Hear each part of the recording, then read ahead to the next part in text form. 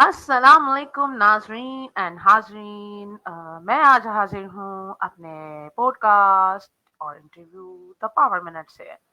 आज मेरे साथ हैं रिहान स्कूल का खजाना जो कि हैं अहमद लिंक्डइन वाला।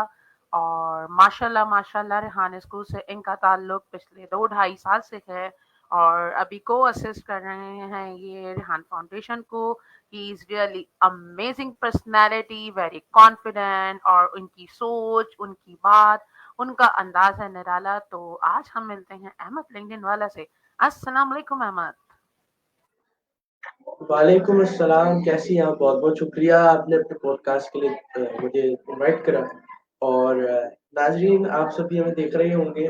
और मैं भी आपका बहुत बहुत थैंक यू करूंगा क्योंकि आपने भी पॉडकास्ट के लिए वक्त निकाला, क्योंकि टाइम निकालना बहुत मुश्किल होता है, लेकिन क्या अगर हम उसको मैनेज करें तो वो आराम से हो जाए। तो थैंक यू।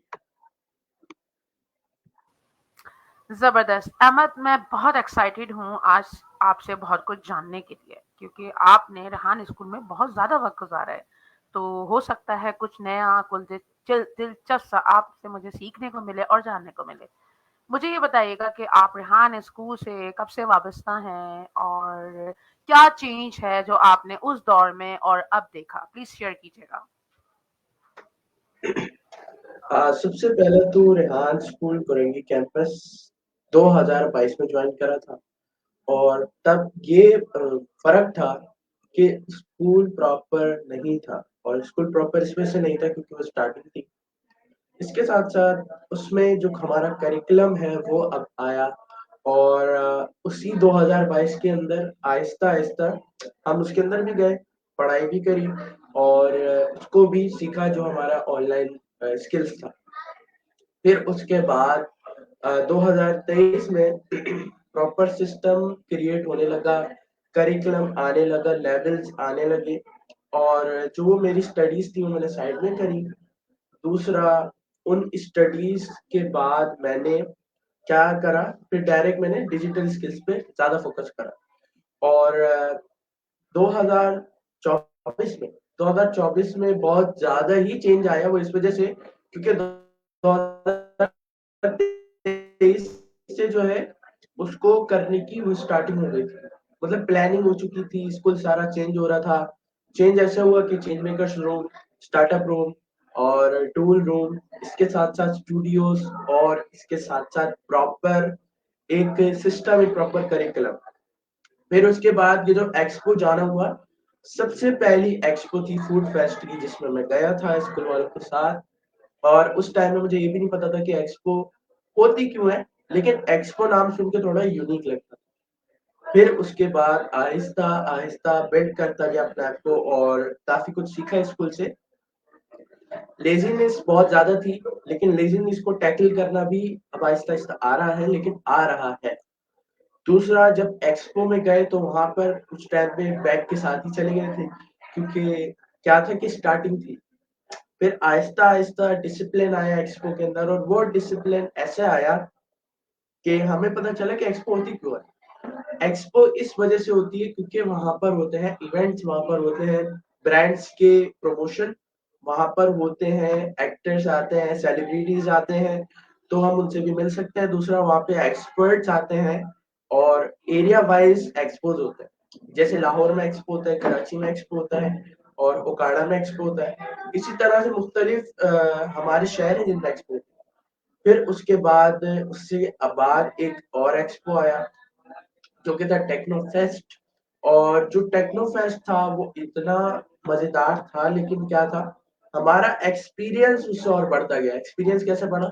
स्टार्टिंग में हम जो है खाना वहीं से लेके खाया करते थे। और दूसरा ये करते थे कि हम क्या करते थे कि बैग जब लेके जाते थे उसके अंदर पानी की बॉटल रखते थे।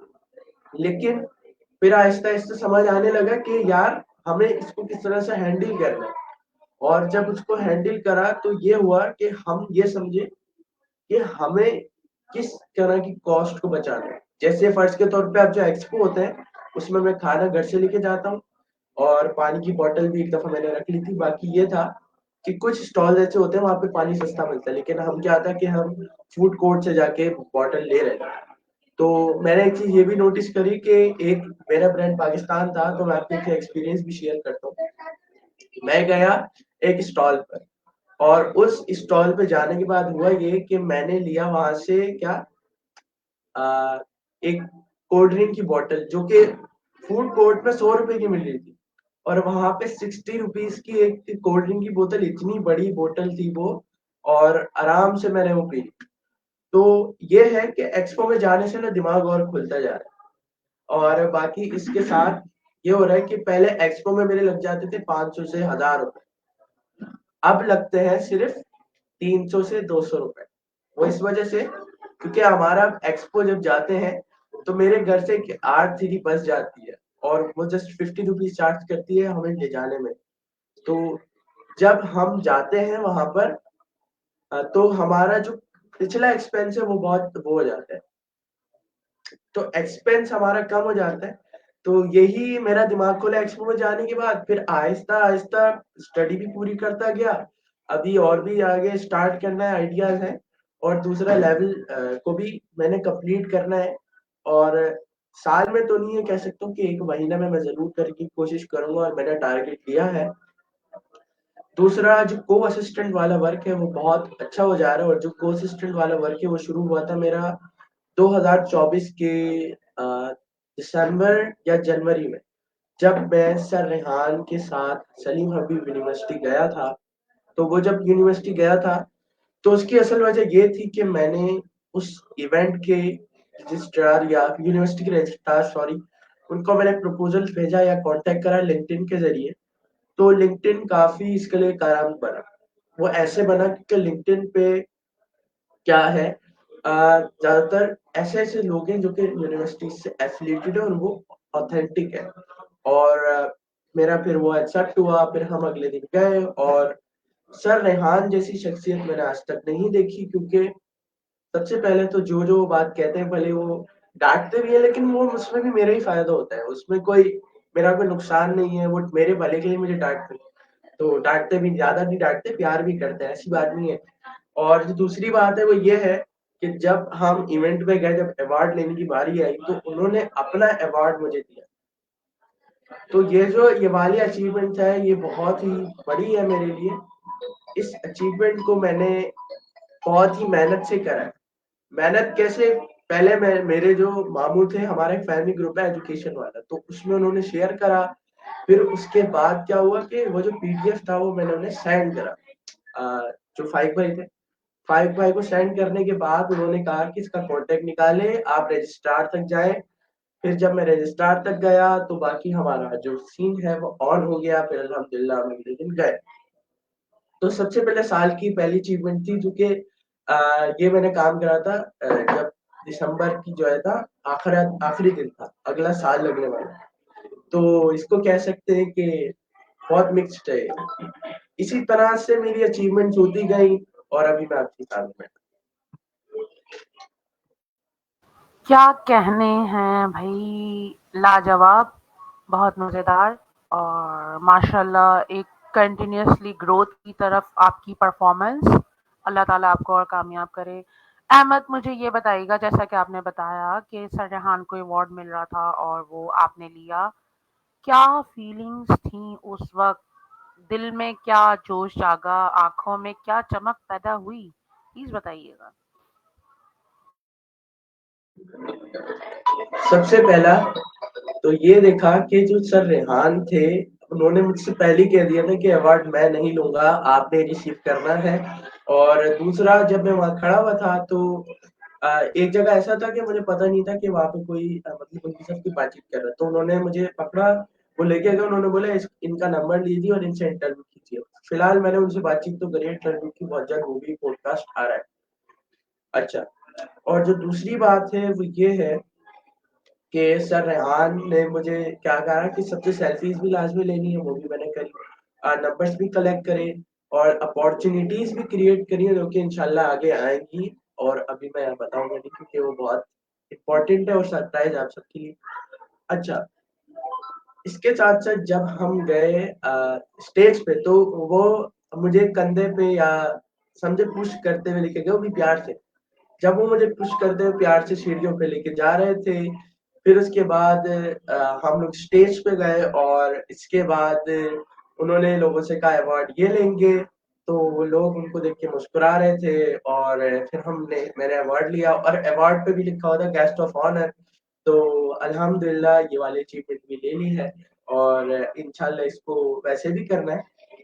तो इसमें ज्यादातर बात किसकी आ जाती है, कम्युनिकेशन की, नेटवर्किंग की और आपके सही वक्त की, कि किस टाइम आप उस बंदे को कांटेक्ट कर रहे हैं और इस टाइम पे वो बंदा एक्टिव है या नहीं। क्योंकि जो रजिस्ट्रार थे उस टाइम पे एक्टिव थे और उन्होंने फौरन से कनेक्शन एक्सेप्ट करा और मैसेजेस मैंने उन्हें करे और इसके बाद फौरन से उन्होंने एक्सेप्ट करा और अगले दिन इन्विटेशन आया। तो इसमें क्या काम आया, मेरी कम्युनिकेशन, मेरा वक्त, मैं क्योंकि उसको किस तरह से इस्तेमाल कर रहा हूँ, मेरे दिमाग में फौरन से आइडिया आया। इसी तरह से किताबें भी हैं, किताबें भी ऐसी लिखी हैं कि उस टाइम मेरे दिमाग में आइडिया आया जब मैं नींद से उठा सुबह सो के। अब सोचे नींद से उठता है बंदा, फिर उसके बाद वो जाके फ्रेश करता है अपने आप को, लेकिन मेरे दिमाग में उठते के साथ ही आइडिया है, बेटा अब अपनी किताब लिख दो आप। इतवार का दिन था और एक ही दिन मैंने किताब कर ली और पूरी मैंने डिजाइन करी। लेकिन जो पहली बुक थी वो थोड़ी सी बेसिक डिजाइन करी थी। जो दूसरी बुक थी जिसका नाम था the power of networking part 2, और उसका जो वो था स्लोगन था, grow your network grow your future. क्योंकि ग्रो योर नेटवर्क इस वजह से कह रहा हूँ कि आपके ताल्लुकात होना बहुत जरूरी है। ग्रो योर फ्यूचर इस वजह से कह रहा हूँ कि जब आप ताल्लुकात बनाते तो आपके पास जरिया और आता है। और इसके साथ साथ ये जो बुक्स क्रिएट करी, इनमें काफी कुछ डाला है मैंने ऐसा कि आप लोग उसको समझेंगे और आप उसको आसानी से समझ पाएंगे। बाकी अमेज़न पे भी बहुत ज्यादा बुक आ रही है, तो स्टे ट्यून्ड। आपने बात करी यहाँ पर अहमद, पावर ऑफ नेटवर्क। इंतहाई खूबसूरत बात और बहुत ही कहते हैं ना कि हसास टॉपिक।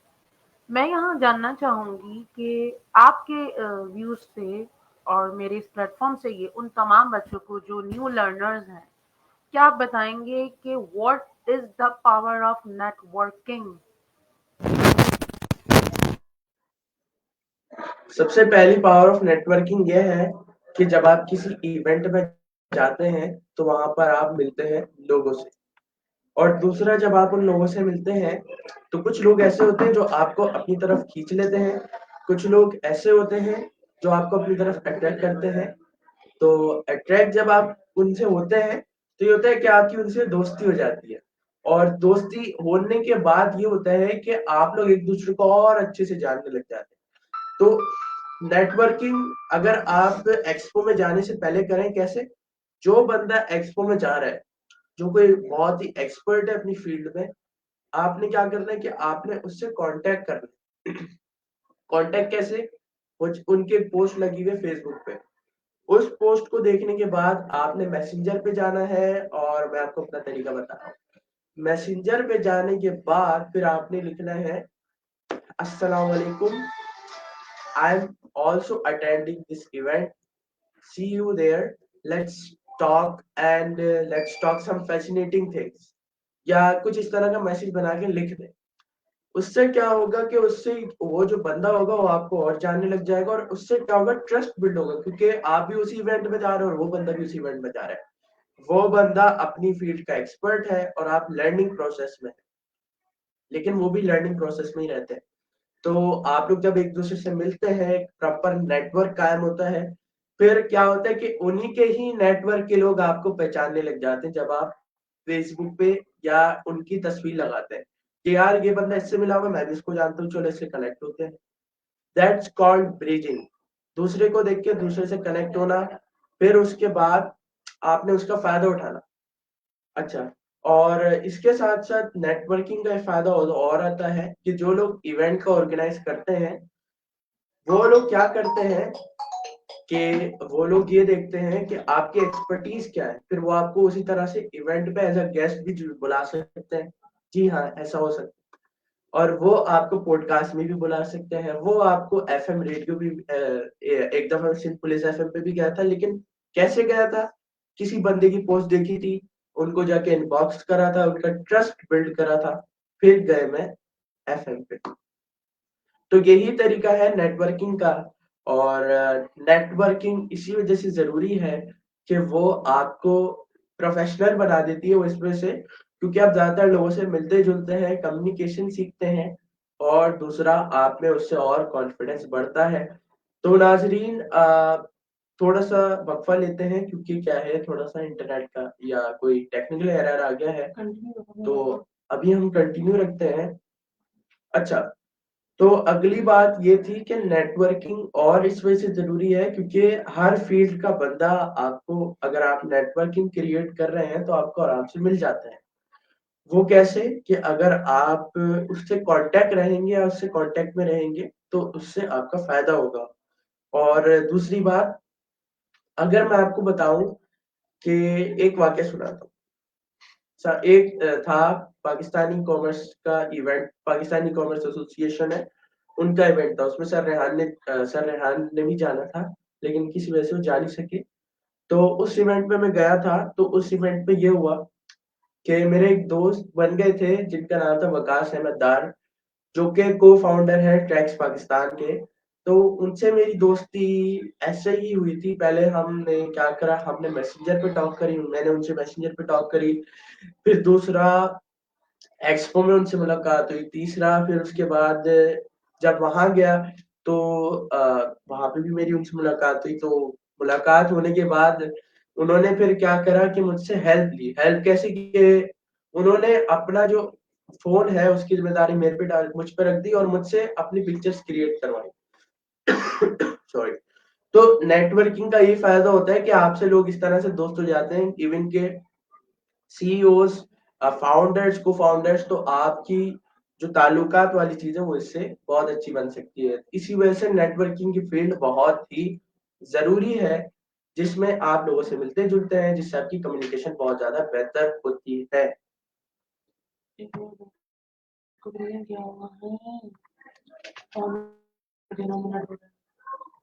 अच्छा, और इसके साथ-साथ मैं आपको कहना चाहूँगा लिंक्डइन भी आप इसके लिए इस्तेमाल कर सकते हैं। लिंक्डइन कैसे?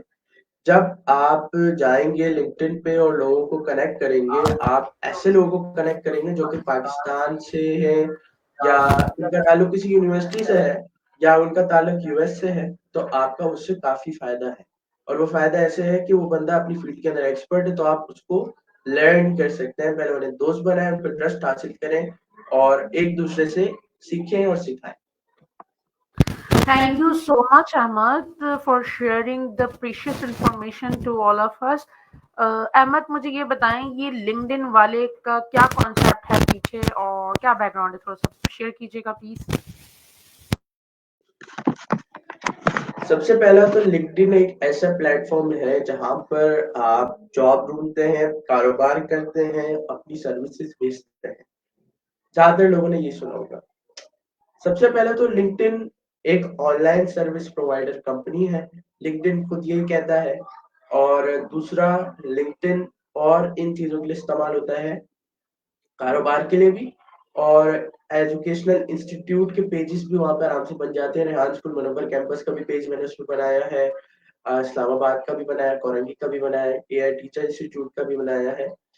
और ये पेजेस बनाना काफी इजी है, लेकिन क्या है कि इनका एल्गोरिथम समझना भी बहुत जरूरी है। जब आप इसमें पोस्टिंग करते हैं, जिस तरह से फेसबुक का एल्गोरिथम होता है, जिस तरह से आपका इंस्टा का एल्गोरिथम होता है, यूट्यूब का एल्गोरिथम होता है, लिंक्डइन का एल्गोरिथम क्या है, हफ्ते में 3 से 2 या 4 पोस्टें करनी है। वो इस वजह से ज़्यादा पोस्टर्स का इस वजह से नहीं कह रहा क्योंकि ट्रैफिक उससे बहुत ज़्यादा बढ़ जाता है आपकी पोस्टों का। दूसरा, उससे इम्प्रेशंस काफ़ी बढ़ते हैं। सॉरी। और क्या होता है कि उससे आपकी एंगेजमेंट भी काफ़ी बढ़ती है। तो इसकी टाइमिंग क्या है कि सुबह 10 से 1, क्योंकि ये है पाकिस्तानी वर्क आवर्स। इस टाइम लोग क्या होते हैं, वर्क आवर्स के दौरान लिंक्डइन कुछ यूज कर रहे होते हैं, फर्स्ट के तौर पे एचआर्स, रिक्रूटर्स और इसके साथ साथ मुख्तलिफ कंपनी के ऐसे लोग जो कि लोगों को हायर करते हैं। तो लिंक्डइन का एल्गोरिथम ये है। लिंक्डइन किसने स्टार्ट करा था? Reid Hoffman. रेड हॉफमैन ने स्टार्ट करने का सोचा था 2022 में, और इसको स्टार्ट फिर जब इसको स्टैब्लिश करा, फिर इसको बनाया, तो वो 2003 में था। तो 2002 में आइडिया आया, 2003 में इसको स्टार्ट करा। इसके साथ साथ इसके जो सीईओ थे वो थे रेयान रोसलेंस्की, जो कि अभी भी हैं। तो ये था उनका आइडिया, जो वो चाहते थे कि यह एक ऐसा प्लेटफॉर्म बने जहाँ पे लोग कारोबार करें, जॉब हासिल करें, और उसको एल्गोरिथम को लोगों को खुद ही समझना है। ज्यादातर लोग समझते हैं कि लिंक्डइन पे जॉब मिलती है, लेकिन हम लोग रुके हुए हैं इस पे। वो इस वजह से सीवी सीवी एक्सपर्ट होते हैं। आपने उनके पास जाना है, आपने उनसे सीवी को बनवाना है। और अगर सीवी एक्सपर्ट के पास नहीं जाना तो एआई आपका बहुत अच्छा दोस्त है। अब तो डीप सीक एआई भी आ गया है, लेकिन डीप सीक एआई मैं कह सकता हूँ कि एआई की वजह से वो कर दिया है, लेकिन डीप सीक में भी रिस्पॉन्सेज का एक मसला है, तो वो भी सॉल्व हो जाएगा। बाकी इसके साथ साथ चैट जीपीटी से आप पूछ लें, एआई के किसी भी टूल से पूछ लें, लेकिन एआई से मदद लें।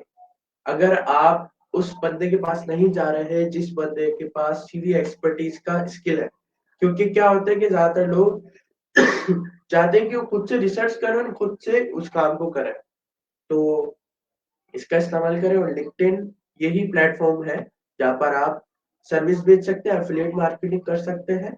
और एफिलिएट मार्केटिंग वो चीज है कि आपने अपनी सॉरी अपनी नहीं, किसी बंदे की प्रोडक्ट को प्रमोट करना है या उसको बेचना है, उसको क्लाइंट तक पहुंचाना है, तो उसका कमीशन होता है। तो एफिलिएट मार्केटिंग इसको कहते हैं। अगर मैं गलत कह रहा हूँ तो आप सब कमेंट में मुझे बता सकते हैं। अच्छी आपके पास इसकी इंफॉर्मेशन है कि किस तरह सीईओ कौन थे, तो दैट्स इंटरेस्टिंग। मैं ये जानना चाहूँगी अहमद, आप अपने आप को फ्यूचर में कहाँ देखते हैं? आपका क्या विजन है, क्या मिशन है? As you are the part of Rehan school team, so what are your goals, your focus towards your future?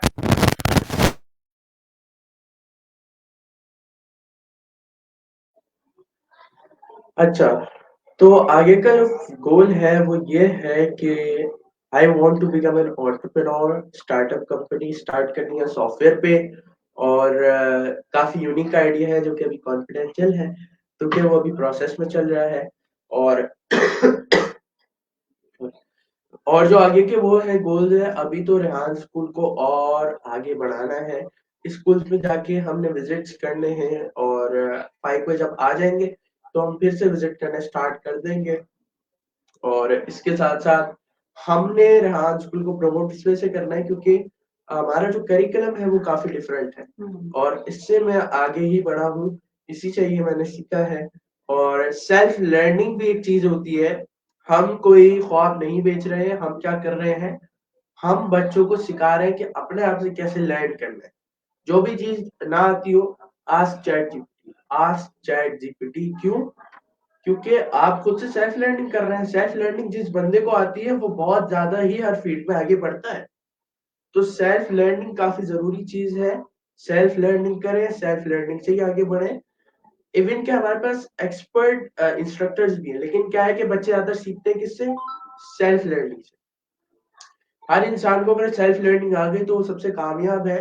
वो इस वजह से क्योंकि सेल्फ लर्निंग बहुत ही जरूरी चीज है। सेल्फ लर्निंग से आप कोई भी चीज आराम से सीख सकते हैं। तो मेरा यही गोल है कि आगे रेहान फाउंडेशन और ग्रो करे। अल्लाह ना करे कि हम इसको खत्म नहीं करें। और इसके साथ साथ हमें इसको सीखना है, क्योंकि आगे ऐसा दौर है, एआई वाला दौर है, और एआई का काफी स्कोप है। और इसके साथ साथ क्योंकि हमने बच्चों को वो करा हुआ है, बच्चे जीडी भी कर सकते हैं, बच्चों की मर्जी है। तो ये है कि एकेडमिक का भी कोई इशू नहीं है। दूसरा क्या है कि स्किल के ऊपर ग्रोथ हो रही है, तो ग्रो करते रहे। बाकी कमाना हमारे ऊपर अपने ऊपर मुनहसर है। अब नहीं चलेगा कोई गाना हर बच्चा कमाएगा 1 लाख महीना। इस वजह से क्यों है? क्योंकि बच्चे अगर खुद से कमाएंगे तो वही कमाई है। अगर कोई उन्हें पुश करेगा तो नहीं है। क्योंकि पुश करने से क्या होता है कि इंसान थोड़ा सा वो हो जाता है, रुक जाता है इस वजह से, क्योंकि वो समझ लग जाता है यार लोग है तो पुश करने वाले, मैं क्यों करूं। दूसरा क्या होता है कि अगर वो खुद से अगर कमाए ना, क्योंकि बंदे के अंदर इतनी सलाहियत होनी चाहिए कि वो खुद से कमाए। क्योंकि मैं भी खुद से ही कमा रहा हूँ, और खुद से कमाना सिखाया किसने? स्कूल वालों ने। तो खुद से कमाना काफ़ी ज़रूरी चीज़ है। अगर बच्चे खुद से कमाएँगे तो ये बहुत अच्छी बात है। तो यही है कि कमाना आपके ऊपर अपने ऊपर डिपेंड करता है। तो इस वजह से हम किसी को भी कुछ नहीं कह सकते क्योंकि कमाना हमारे ऊपर है कि हम इसको किस तरह से करें। इतनी छोटी उम्र में इतनी प्यारी सोच, सही बातों में जज्बा है आपकी सोच में।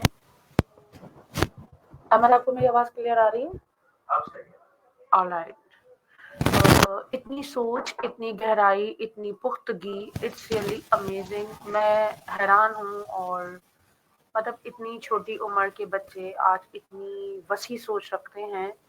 ये यकीनन इसमें सरजहान की पूरी कोशिश, उनकी लगन, उनका विजन, उनकी मिशन, जिसमें हम आपको देखते हैं, आप नजर आते हैं, आप जैसे और बच्चे हैं जो नजर आते हैं, जो लर्निंग के साथ अर्निंग का भी प्रोसेस कर रहे हैं। It's really amazing. और मेरी दुआ है, हम सब की दुआ है कि अल्लाह ताला आप सबको बहुत ज़्यादा कामयाबी अता कराए और हर बुरी नज़र से बचा के रखे। आप हमारी रिहान स्कूल का, आप हमारी कौम का सरमाया हैं और उम्मीद करते हैं कि इंशाल्लाह बहुत जल्द और अच्छे नताइज की तरफ हम जा सकेंगे। तो अहमद, मैं आपसे बहुत ज़्यादा शुक्रिया अदा करना चाहूँगी कि आपने अपने कीमती वक़्त में से मुझे वक़्त दिया और आपकी भी मसरूफ़ियात होती हैं। Thank you so much for sharing the all the things and the background और your of course your learning goals. Thank you so much Ahmad. कुछ एंड में आप ऐड करना चाहेंगे तो प्लीज़। सबसे पहले तो अगर आपको सॉरी सबसे पहले तो ये कहना चाहूँगा कि किसी भी फ़ील्ड में ग्रो करने के लिए आपके क्या करना है, आपने उस एक्सपर्ट के पास चले जाना है और उस एक्सपर्ट के पास जाने के बाद आपने उससे बातचीत करनी है कि यार क्या ये चीज़ मेरे लिए सही है, अगर मैं इसके अंदर इंटरेस्टेड हूँ। Because your mindset is most important thing in your life. और इसके साथ-साथ ये ऐसे दोस्त रहें और दूसरा जो ह्यूमैनिटी है उसको भी बरकरार रखें, उसको ख़त्म नहीं करना है। ट्रीज़ को भी ग्रो करें और इसके साथ-साथ grow your network, grow your future. Thank you so much Ahmed LinkedIn वाला। तो मैं चाहती हूँ अब इजाज़त मिस्टर अहमद से, अहमद लिंक्डइन वाला, और अपने तमाम व्यूवर्स से। इंशाल्लाह हम फिर मिलेंगे एक नए पॉडकास्ट में एक नए मेहमान के साथ। अब तब तक के लिए अल्लाह हाफ़िज़।